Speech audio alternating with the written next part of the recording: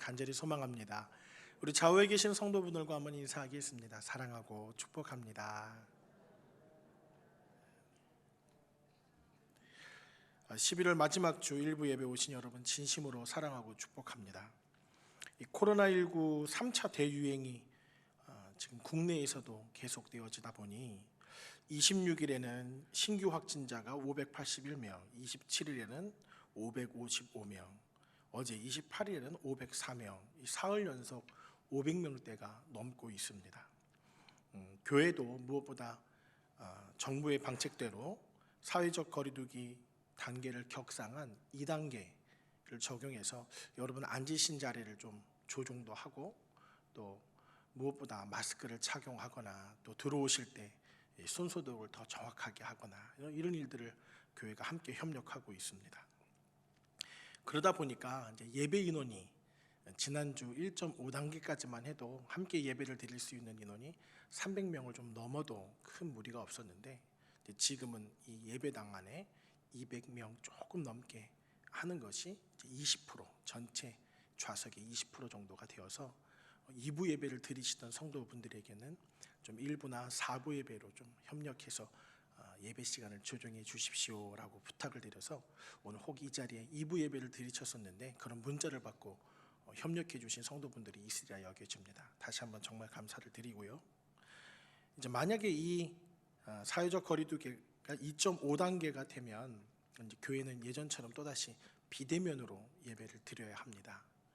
그런 아픔이 있다는 것을 좀 기억하고 우리가 이 어렵지만 그럼에도 불구하고 함께 협력하고 하나님 앞에 온전한 예배가 드려지도록 도와주시기를 부탁드립니다.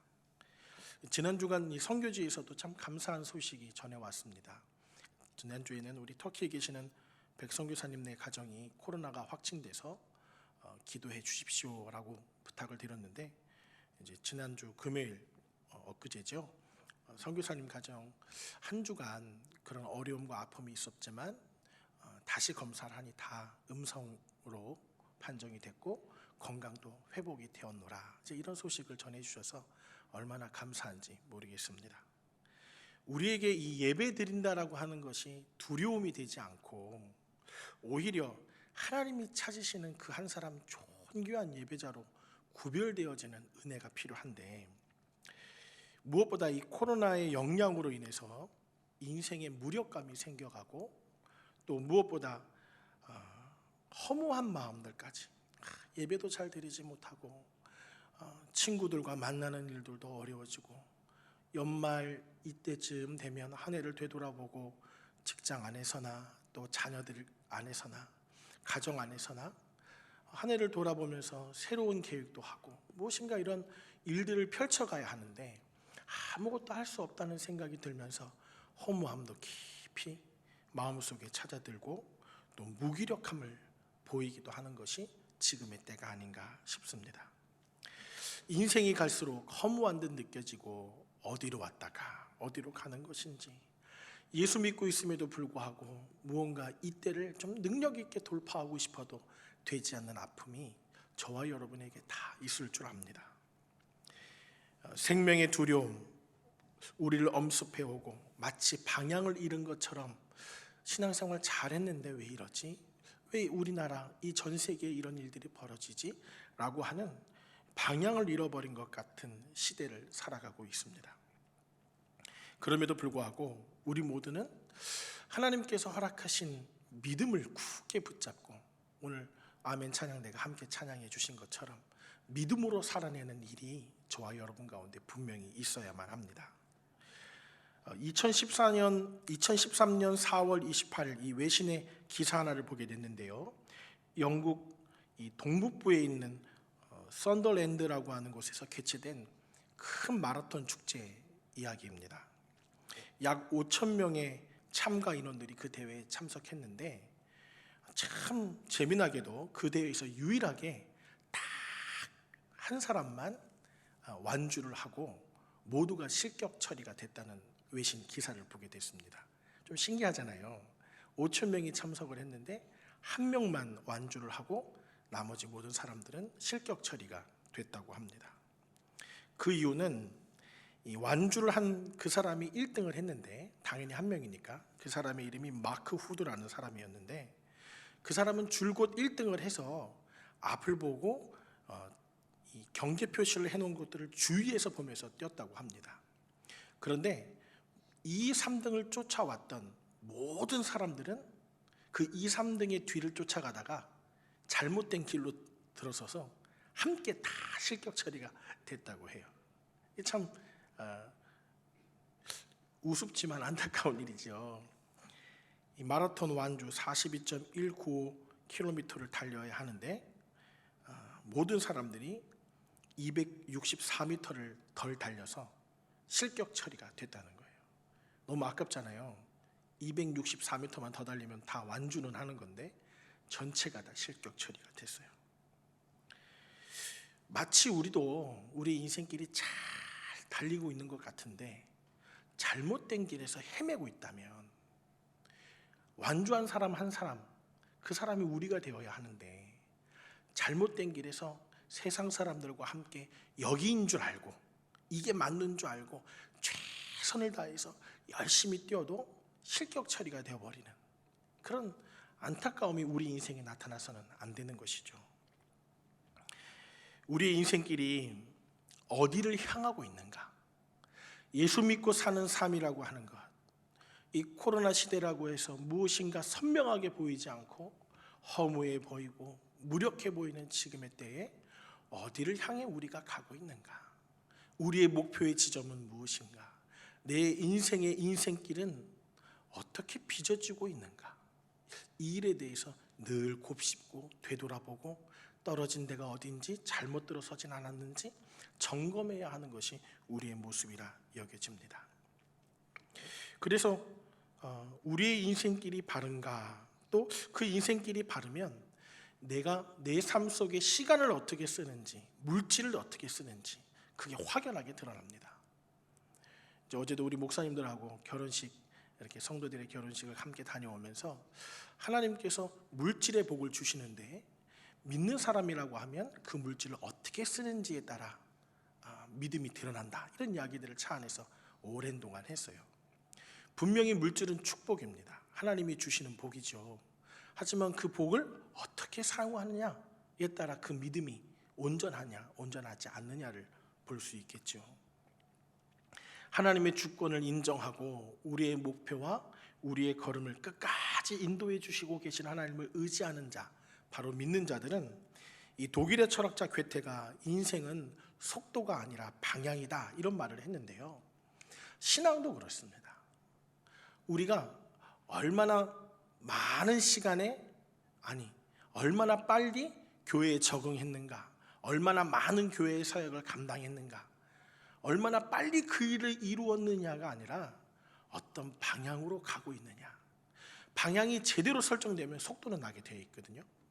그런 것이죠. 사도 바울은 자기의 인생길에 대해서 사도행전 20장 24절에 이렇게 고백합니다. 내가 달려갈 길과 주 예수께 받은 사명 곧 하나님의 은혜의 복음을 증언하는 일을 마치려 하면은 나의 생명조차 조금도 귀한 것으로 여기지 아니하느라, 이렇게 고백했어요. 또 고린도전서 9장 26절에는 나는 다름질하기를 향방 없는 것 같이 아니하고 싸우기를 허공을 치는 것 같이 아니하며, 이렇게 고백했어요. 그의 사역과 사명이 그냥 무조건적인 열심, 무조건적인 헌신, 이게 아니었다는 거죠. 달리기를 해도 목표점이 없는 달리기를 하지 않겠다는 거예요. 싸움을 해도 허공을 치는 주먹질 같은 건 하지 않겠다는 거예요. 우리의 인생길에 오늘 한 날이 허공을 치는 것 같은 한 날, 의미 없는 다름질 같은 하루가 아니라 오늘 하루도 정말 하나님께서 원하시는 모습대로, 하나님이 원하시는 목표대로 걸어가는 걸음이 되기를 간절한 마음으로 축원합니다. 사도 바울은 자기 인생에 대한 확신이 있었습니다. 인생의 목표가 하나님의 주권 안에 있다라고 하는 확신이 명확했습니다. 그래서 허무한 인생, 무기력함을 느낄 수도 없었죠. 오히려 고난이 있어도, 고통이 있어도, 아픔이 있어도 그 길이 명확하다는 것을 알았던 자가 사도 바울입니다. 사랑하는 성도 여러분, 하나님이 우리를 인도하고 계시다라고 지금 느끼십니까? 이번 한 주간 코로나 때문에 정말 500명이 넘는 우리가 두려워하고, 또 이 대부분의 확진자들이 서울, 이 우리가 거주하고 있는 지역에서 확진자가 많이 나오고 있단 말이에요. 이때 뭘 해야 할까?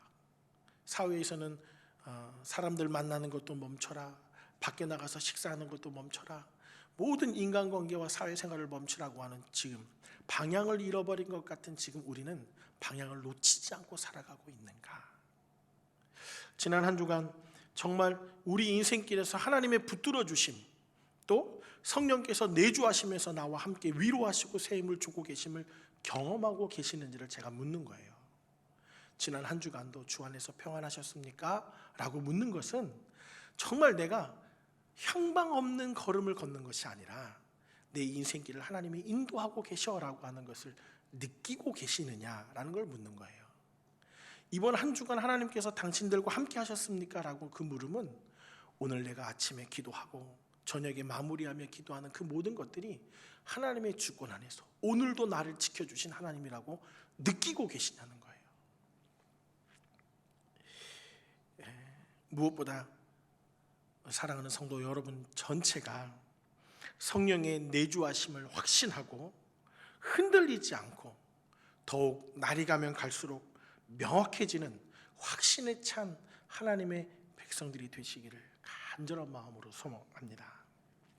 우리 교회는 이 코로나19 시대에 신앙을 바르게 하기 위해서 신앙다지기 프로젝트를 3개월간 진행했습니다.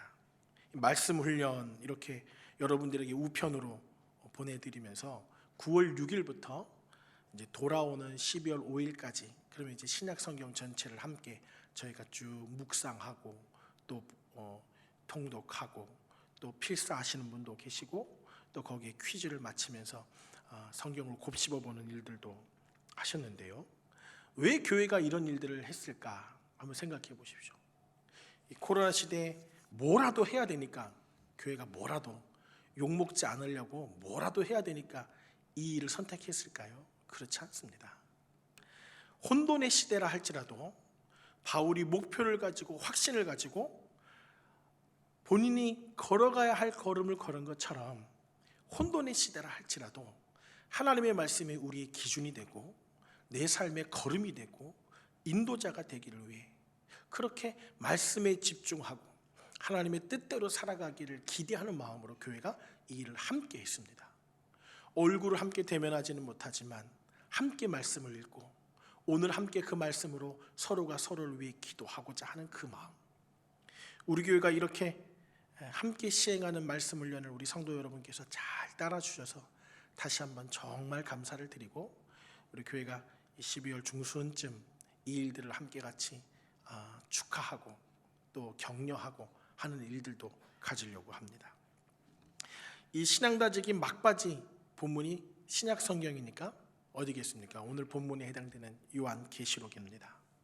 이 요한계시록은 저주, 징계, 심판 이런 이야기들만이 아닙니다. 현세의 고통에 시달리고 있는 성도들, 그들에게 견뎌야 할 힘과 이유를 이야기해 주는 거예요. 미래에 일어날 일에 대해서만 알려주는 것이 주목적이 아니고 현재의 상황을 어떻게 돌파할 것인가, 현재 하나님의 뜻이 선포되어지고 있음을 깨닫게 하고 바른 길로 인도하고자 하는 것이 요한계시록의 목적입니다. 다시 말하면 공동체가 자신의 힘으로 현재의 문제를 돌파할 수 없는 거예요. 이게 상황이죠. 그럼에도 불구하고 절망과 포기 속에서 현실을 초월한 하나님의 비전을 보게 하는 것이 요한계시록의 목적입니다. 지금 같은 상황, 딱 지금 같은 상황, 현실 상황, 우리의 삶에 보여진 일들은 우리의 힘으로 돌파할 수 없잖아요. 코로나 상황을 우리의 열정으로만 해결할 수 없단 말이에요. 이런 상황에 놓여 있는 우리들에게 하나님의 비전을 보게 함으로 힘을 얻게 하는 거예요. 하나님의 꿈을 보게 함으로 용기를 잃지 않게 하는, 그게 목적입니다. 그래서 저도 여러분하고 그 이야기를 좀 나누고 싶습니다. 코로나 인원이 아무리 늘어나도 이 일이 금방 종식되는 것 같이 보이지 않아도 우리는 여전히 하나님이 인도하시는 걸음을 걷고 있습니다. 지난 한 주간 우리의 생명을 위협하는 수많은 일이 있다 할지라도 우리는 우리에게 약속하신 그 길을 걷고 있다는 거예요. 그리고 우리에게 주신 사명이 사도 바울처럼 그리스도가 누구이신지 내 삶을 통해 드러나는 일, 하나님의 영광이 무엇인지를 외치며 사는 일, 성도가 성도를 돌아보는 일, 사랑을 실천하는 일, 그 목표를 잊어버리지 않기를 권면하고 또 권고하기를 소망합니다. 이 계시록 21장 6절에 여러분 한번 같이 읽어볼까요? 계시록 21장 6절 말씀인데요, 한번 같이 읽어보겠습니다. 시작. 또 내게 말씀하시되 이루었도다. 나는 알파와 오메가요 처음과 마지막이라. 내가 생명수 샘물을 목마른 자들에게 값없이 주리니. 이렇게 기록합니다.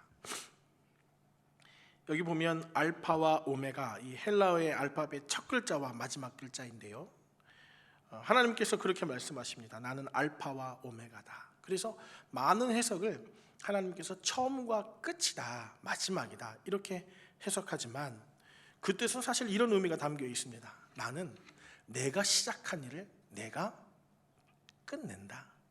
나는 내가 손댄 그 일을 내가 완성한다. 여러분들도 그런 성향이 있으신 분 있죠? 내가 한번 손댄 일은 끝까지 잘 정리할 거야. 이 하나님의 의지가 담겨 있는 거예요. 하나님이 시작하신 일은 하나님이 완성하시는 거예요. 나는 그런 하나님이야 라고 하는 것을 말씀해 주고 계신 거예요. 하나님의 의지와 다짐, 결정이 보이는 것, 구원의 백성을 끝까지 책임져 주시겠다라고 말씀하신 것, 출애굽을 시켜서 광야 40년 뺑뺑이를 돌리는 게 하나님의 목적이 아니라 내가 시작한 그 일, 가난이라고 하는 완성이 있는 거야. 예수 십자가의 구원, 이 땅에 살아가면서 세상 사람들과 거룩하기를 소망하다가 끝내는 인생이 아니라 영생이라고 하는 완성을 우리에게 보여주시고자 하는 것이 하나님의 모습인 거예요. 그래서 내 인생에 알파로 시작하신 하나님의 사랑이 오메가로 마지막으로 끝나는 것을 보는 자들은 그 인생이 흐릿하지 않습니다. 하나님께서 나를 통해 내 가정에게 복음을 전하셨다, 시작하셨다라고 믿는다면 내 가정의 구원으로 완성됨도 하나님께서 책임져 주시는 거예요. 과정이죠. 이런 일들은 우리가 두려워할 일이 아니에요. 밤모섬에 유배됐던 비참한 자리에 요한이 그 밤모섬에서 하나님께서 보여주신 환상을 보는 거예요. 요한이 밤모섬에서 오메가를 본 거예요. 하나님의 끝을 본 거예요. 하나님의 영광, 장차 누릴 그 나라를 본 것. 우리의 초점이 지금 놓여져 있는 이 땅이 아니라 그 나라를 볼 수 있다면, 아니 우리의 시선이 이 땅에만 고정되어 있는 것이 아니라 그 나라에 맞춰져 있다면 하늘의 축복을 누리는 자가 되는 것입니다. 여러분, 지금 상황보다 크신 하나님을 신뢰하십니까? 이게 제가 참 중요한 물음을 한 거예요. 지금 상황보다 크신 하나님을 믿으시냐고요. 지금 놓여져 있는 환경보다 완전하신 하나님을 신뢰하십니까? 그러면 우리는 이 땅에서 어떻게 될 건가 염려하고 근심하는 것이 아니라 고통과 환난과 염려와 근심과 걱정이 가득한 이 세상이라 할지라도 장차 이루어질 그 일을 비전 보고 있는 자들이기 때문에 두렵지 않는 거예요. 계시록 18장 10절에 보면 큰 성, 견고한 성이라는 표현으로 바벨론을 묘사합니다. 반대로 본문 21장 2절에는 새 예루살렘 성인 거룩한 성이라는 표현을 하죠. 상당히 대조적인 표현이에요. 큰 성, 견고한 성, 이런 바벨론과 새 예루살렘을 거룩한 성이라는 표현으로 대조했습니다. 이 땅이 추구하는 것은 마치 바벨론과 같은 모습입니다. 큰 성, 견고한 모습. 그래서 세상이 추구하는 바는요, 보암직한 거예요. 견고한 것 같은 것, 물질, 유명한 것, 권세, 이런 것들이 이 세상에서 대표할 수 있는 일이죠. 하지만 성경은 우리를 거룩한 일에 집중하도록 이끌고 있습니다. 구별됨의 능력, 믿음의 능력, 부의 축복이 어떻게 흘러가야 하는지를 아는 인생, 이 말로만 다르다고 하는 것이 아니라 삶에서 그 경건의 능력, 구별됨의 능력이 드러나기를 하나님께서는 우리에게 요구하고 계신 거예요. 근데 우리 모두가 하나님의 사람이라면 지금 당장 그런 거룩함의 모습이 완전하지 않아도 우리는 계속해서 거룩한 모습을 향해 가게 되어 있습니다. 우리는 그렇게 가게 되어 있어요. 세상적인 것에 집중하고 있음에도 불구하고 거룩함에 대한 목마름이 우리들에게 있어요. 근데 이건 아닌데. 그게 하나님의 사람이라고 하는 표징이에요. 그래서 하나님의 나라에 이 땅을 살아가면서도 환난과 고통과 어려운 현실 가운데 시선이 매몰되어 있지 않고 마지막 이루실 하나님을 마치 요한이 밤모섬에서 오메가, 하나님의 마지막을, 내가 시작한 그 일을 내가 완성한 것을 보아라라고 했던 그 환상을 본 것처럼 우리가 하나님의 마지막을 보면 거기에 우리의 초점이 맞춰지면 우리는 야망이 아닌 거룩함을 따르는 인생이 됩니다. 디모데후서 2장 20절과 21절에 이런 그릇이 있습니다. 이런 말씀이 있습니다. 큰 집에는 금그릇과 은그릇뿐 아니라 질그릇도 있어 귀하게 쓰는 것도 있고 이런 것에서 자기를 깨끗하게 하면 귀히 쓰는 그릇이 되어 거룩하고 주인의 쓰임에 합당하며, 이렇게 기록하죠. 우리가 거룩함을 따르는 이유, 우리가 구별되어야 할 이유는 명확합니다. 주님이 쓰심에 합당한 것, 보암직한 것, 큰 것, 견고한 것을 하나님께서 쓰신 게 아니라 하나님이 쓰시기에 합당하게 구별된 모습이 필요한 거예요. 세상의 기준에 흔들리지 않고 우리에게 힘을 주는 말씀이 바로 이 말씀입니다. 세상에서는 금그릇, 은그릇이 돼야 귀히 쓰이는 거예요. 그런데 질그릇도 하나님이 쓰시기 위한 주인의 쓰임에 합당하게 쓰이는 그 모습이 구별됨의 목적이라는 거예요. 여러분, 이번 주간이 수능이 올해는 조금 코로나 때문에 밀려졌잖아요. 12월 3일 대입을 위한 수능고시가 이루어집니다. 이 고3을 함께 하고 있는 우리 학부모님들이나 또 조부, 조모 되시는 분들, 대입이 참 중요하잖아요. 근데 안타깝게도 대한민국에서 대학을 들어간 전공대로 그 인생을 펼쳐가는 사람이 30%가 채 안 된다고 하더라고요. 그러니까 대학은 잘 들어갔는데 그 전공대로 살지 않는 거예요. 그거 왜 그럴까요? 점수대로 학교를 갔기 때문에 그러죠. 점수대로 학교를 갔기 때문에 전공대로 안 가는 거예요. 이해되세요? 지금 여러분의 자녀들이 얼마나 수능을 잘 볼까가 중요한 게 아니라 그들이 엉뚱한 길에 들어가지 않도록, 그들의 인생길에서 하나님이 인도하심 가운데 그 바른 길을 들어설 수 있도록 기도해야 할 때가 진짜 지금이에요. 얼마나 금그릇, 은그릇으로 내 자녀들을 빚어갈까가 아니라 주인이 쓰시기에 합당한 그릇이 되도록 그들의 걸음을 위해 기도해야 될 때가 지금인 거예요. 지금 대한민국에서 고3 기도회는 전국교회가 다 합니다. 전국교회가 다 해요. 전국교회가 다 시험을 잘 보게 해달라고 기도해요. 중요하죠. 시험을 잘 보는 거 중요합니다. 인생의 길에서 그가 어떤 걸음을 걸게 할 건지 하나님 그 인생에 간섭해 주세요. 개입해 주세요. 이들이 무엇인가 사회에서 첫걸음을 내딜 때부터 하나님의 인도하시는 걸음을 걷게 해주세요라는 기도가 지금 절실하게 필요할 때가 지금입니다. 여러분, 두 번째로 하나님의 나라, 그 나라에 초점이 맞춰지면 물질적인 풍요가 전부가 아니라 하나님과의 친밀함을 추구하는 인생이 됩니다. 계시록 4장 3절, 21장 11절, 22장 1절 이런 곳에 보면 천국을 묘사하면서 벼곡, 홍보석, 녹보석, 귀한 보석 같다는 표현, 또 수정 같은 맑은 생명수가 흘러간다는 표현들이 있습니다. 그래서 천국을 생각하면 보석이 온갖 치장되어져 있는 곳으로 생각하죠.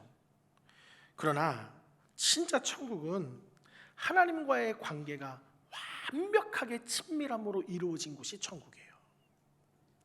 여러분 잘 생각해 보세요. 집이 부유해요. 집이 살만해요. 타워 팰리스, 한강변이 바라봐지고 100평, 200평의 집, 누군가 치워줘야 할 상황, 누구도 다 흠모할 만한 집에 살고 계세요. 그런데 가정에서 부부는 서로를 저주해, 아이들은 부모를 저주해. 여기 천국입니까? 그럴 수 없죠. 그럴 수 없어요. 천국은 보석으로만 치장되어져 있는 곳이 아니라 하나님과의 친밀함이 완벽하게 회복된 곳인 거예요. 그리고 이 땅을 살아가면서 저와 여러분이 천국을 경험하는 것은 하나님과 그 관계가 회복되어졌는지를 물어보는 거예요. 하나님과의 관계가 친밀한 그 친밀함이 완벽하게 회복되어져 있는가? 우리는 물질적인 풍요를 따르는 자들이 아니라 이 하나님과의 친밀감을 추구하는 자들이에요. 하나님의 나라 마지막 때에 대한 하나님이 이루실 그 일에 초점이 맞춰지면 어떻게 물질로 풍요할까? 어떻게 하면 사업에 손댄 것을 부하게 할까가 아니라 하나님의 관계가, 내가 손대는 이 일이 하나님이 인정하시는 일이지, 내가 걷는 그 걸음이 하나님이 뜻하시는 걸음이지 라고 하는 하나님과의 친밀감에 대한 추구가 우리 인생에 드리워지는 것입니다. 사랑하는 성도 여러분, 오늘 본문 3절 말씀을 제가 한번 읽어드려 볼게요. 내가 들으니 보좌에서 큰 음성이 나서 이르되 보라, 하나님의 장막이 사람들과 함께 있음에 하나님이 그들과 함께 계시리니 그들은 하나님의 백성이 되고 하나님은 친히 그들과 함께 계셔서, 이렇게 되어 있죠. 하나님과 완전한 친밀함이 회복되어지는 곳 천국, 그것을 우리는 바라보는 거예요. 그렇기 때문에 이 땅에서의 물질적 풍요가 전부가 아니라는 이야기를 할 수 있는 거예요. 건강이 전부가 아니라고 말할 수 있는 거예요. 근데 그 일을 위해서는 우리가 해야 할 일이 있어요. 2절 말씀을 여러분이 한번 읽어봐 주시겠습니다. 시작.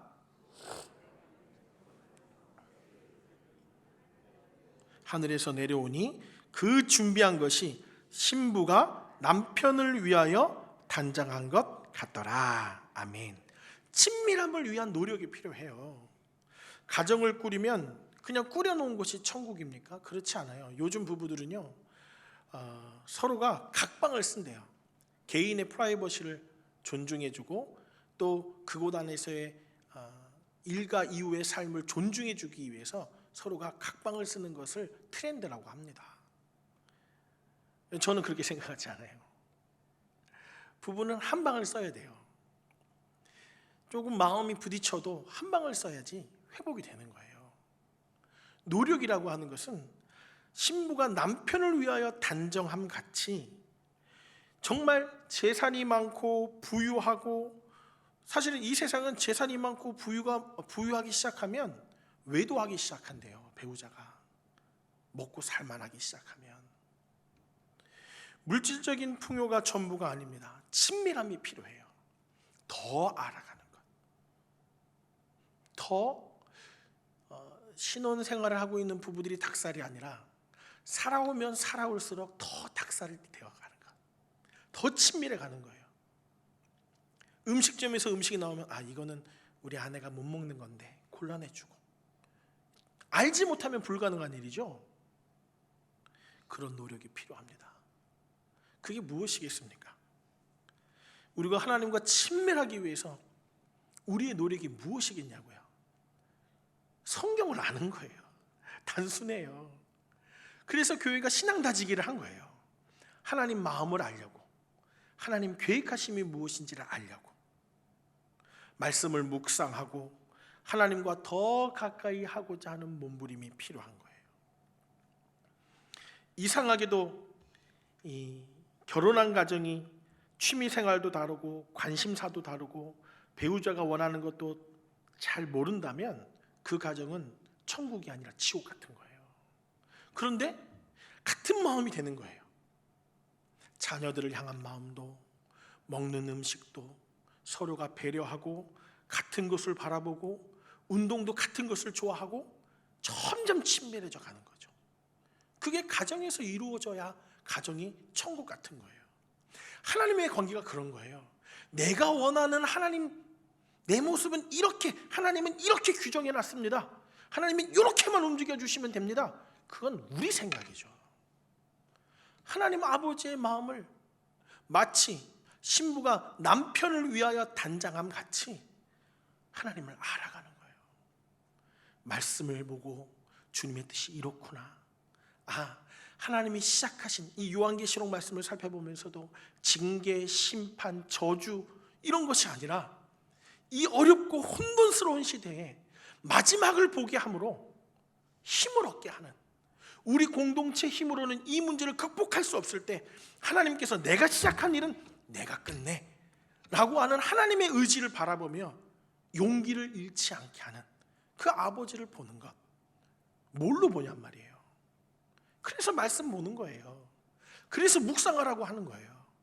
그래서 그 말씀을 필사하라고 하는 거예요. 또한 필요한 것이 있습니다. 성도 간의 친밀감이 필요합니다. 함께 예배를 드리고 같은 시선이 되고, 세대 통합 예배라고 하는 건 어린아이들, 어른들 그냥 한 자리에 앉혀놓고 예배 드려, 이게 세대 통합이 아니에요. 하나님을 예배하는 방법을 같이 알아가고 하나님의 은혜를 함께 누리고 하나님의 말씀하시는 바 앞에 함께 순종하고 주의 이름을 함께 찬양하면서 가슴 벅찬 은혜를 기대하는 것, 이게 성도들이 누려야 할 은혜입니다. 여러분, 오늘 성실교회 주일 일부 예배를 드리시는 분들이 다른 본문으로 설교하지 않아요. 그죠? 찬양을 각각 다른 것으로 하지 않아요. 여러분이 좋아하는 각각의 찬양을 하지 않잖아요. 함께 그 일을 통해 함께 하나님을 누리는 거예요. 이게 공동체성이에요. 그렇게 되면요, 지난주간 내 옆에 앉았던 그분 오늘 안 나오셨네. 혹시 편찮으신 거 아닐까? 하나님, 만나 뵐 수는 없어도 붙잡아 주세요. 너무 그게 궁금하면 어떻게 해요? 전화해 보잖아요. 전화. 집사님 오늘 왜 못 나오셨어요? 나 1부 예배 드렸지. 교회가 2부 예배에서 옮겨라고 해서. 이럴 수 있는 관계가 목사들의 보고를 통해 이루어지는 것이 아니라 여러분들이 바라보고 성도가 성도를 위하며 돌보는 일이 필요한 거예요. 여러분, 세 번째로 하나님의 그 나라에 초점이 맞춰지면 사람의 위로가 아닌 성령님의 위로하심을 따르는 인생이 됩니다.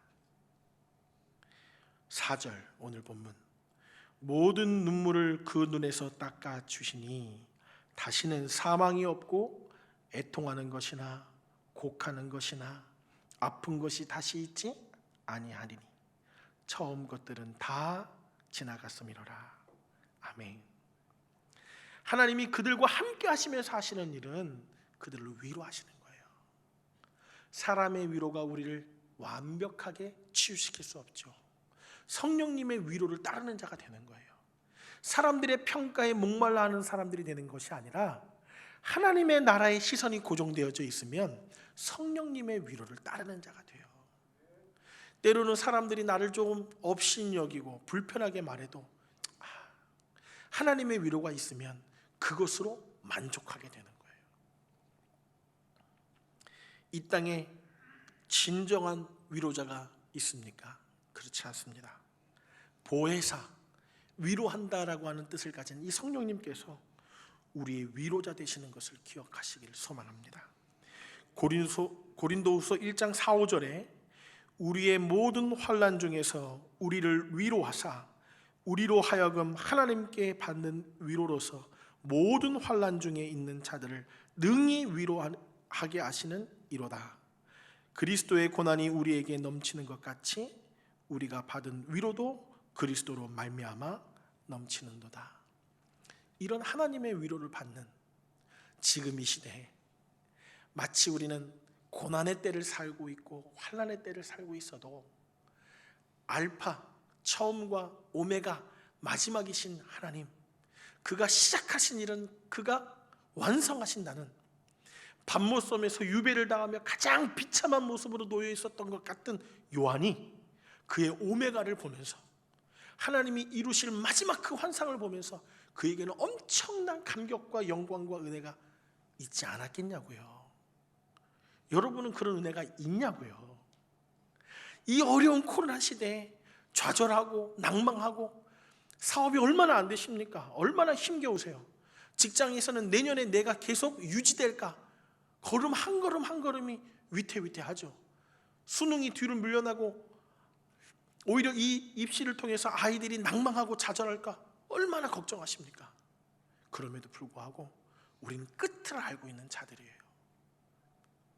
요한이 밤모섬에서 마지막 오메가를 봄같이 우리도 우리의 오메가를 보면 말씀을 통해서, 은혜를 통해서 하나님이 이루실 마지막 그것을 보면 하나님의 나라에 우리 초점을 맞추게 되어 있는 것입니다.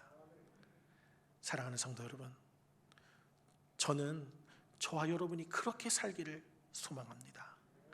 향방 없는 인생길 말고 마라톤 대회에 한 명만 완주하고 나머지 5천 명이 다 실격 처리가 되는 안타까움 말고 목표를 잃어버리지 아니하고 주님께서 우리에게 분부하신 그 걸음을, 하나님의 관점은 당연히 이 땅보다 하나님 나라에 있잖아요.